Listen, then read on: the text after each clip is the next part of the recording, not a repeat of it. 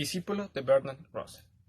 Influencia en el positivismo lógico del Círculo de Viena, y sin duda uno de los más grandes representantes de la filosofía del lenguaje. Mi nombre es Ariel Sánchez Armenta y hoy les voy a hablar sobre Ludwig Wittgenstein. Ludwig Wittgenstein nació el 26 de abril de 1889 en Viena, hijo de una familia adinerada y de prestigio. Fue el menor de 9 hermanos, de los cuales 3 se suicidaron trágicamente, haciendo que el mismo Ludwig tuviera estos mismos pensamientos posteriormente.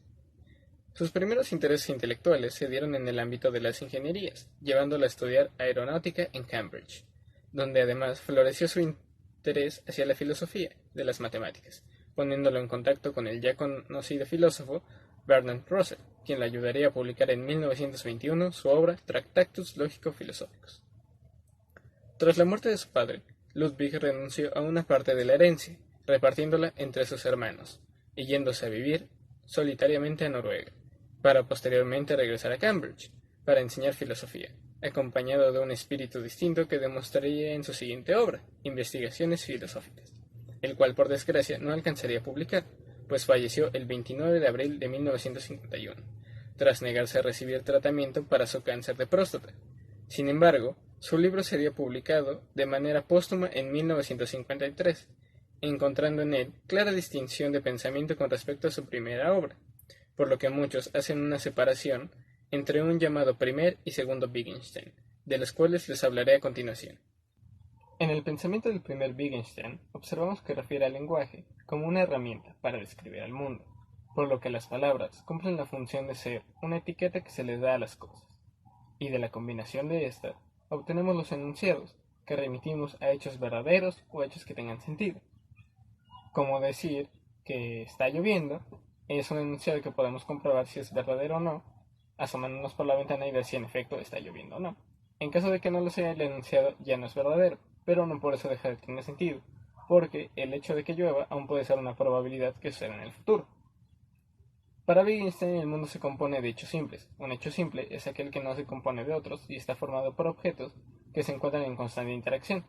por lo que el sentido de un enunciado se encuentra si en sí este representa un hecho simple. Es decir, si en este se habla de dos o más objetos de la realidad y su interacción, por lo que algunos enunciados como el alma es inmortal o Dios existe carecen de sentido, puesto que no son comprobables en la realidad. Con esta idea, Wittgenstein cierra su Tractatus Lógico-Filosóficos en el punto 7, que dice, de lo que no se puede hablar hay que callar, poniendo a la ciencia como superior ante otras, mientras que al arte, la ética o la religión se ven inexplicables o por lo menos incomprensibles.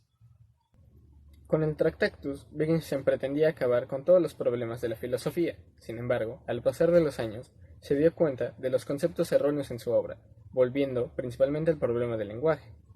Wittgenstein se percata de que, si es el caso que las palabras son etiquetas que se le ponen a los objetos,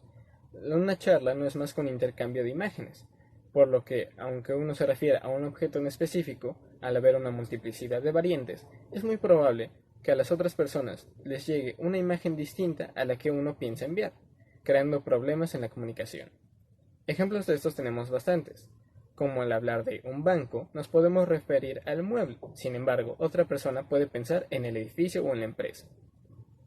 Otro caso puede darse al pensar en una mesa. Uno puede pensar en una mesa en concreto, sin embargo, al haber una multiplicidad, cualquiera puede pensar en que esa mesa puede ser ya sea redonda, cuadrada, de cristal, entre muchas otras variables, y no a la mesa específica a la que nos estamos refiriendo. Para solucionar este problema, Wittgenstein trae el concepto de los juegos del lenguaje, en los que una palabra ya no es una etiqueta, sino que adquiere significado en el contexto de una actividad y en el criterio compartido de los hablantes. Y es aquí donde, si me refiero a un banco y estamos jugando en el juego del hogar,